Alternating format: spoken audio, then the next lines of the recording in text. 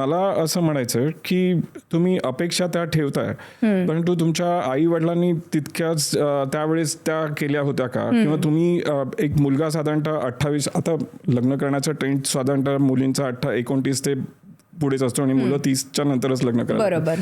परंतु तिथपर्यंत तो मुलगा सेटल झालेला असेल का?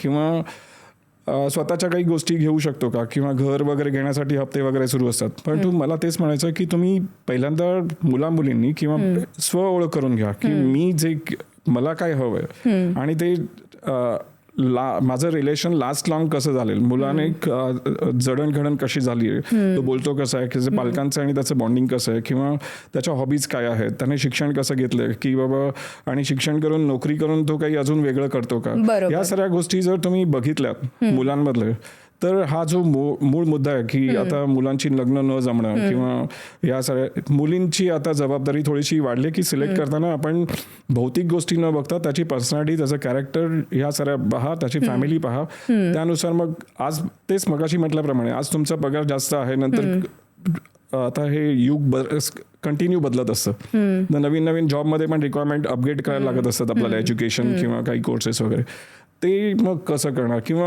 आपण पालक म्हणून तुमचं जरा करिअर ग्राफ चांगला असेल मुलापेक्षा, तुमचं लग्नानंतर पण ते तुमच्यावर रिस्पॉन्सिबिलिटी जास्त येणार, मग त्यावेळेस घरामध्ये बाळ किंवा त्याच्यासोबत राहण्यासाठी तुमचं हजबंड मटेरियल जसं असेल तर ते तुम्ही ओळखायला शिकायला हवं. आणि ते कसं आहे की ते तुम्हासाठी पण चांगलं आहे आणि देशासाठी पण चांगलं आहे, कारण का घरामध्ये हार्मनी असेल तर राष्ट्र विकास होऊ शकतो. बरोबर असं आहे.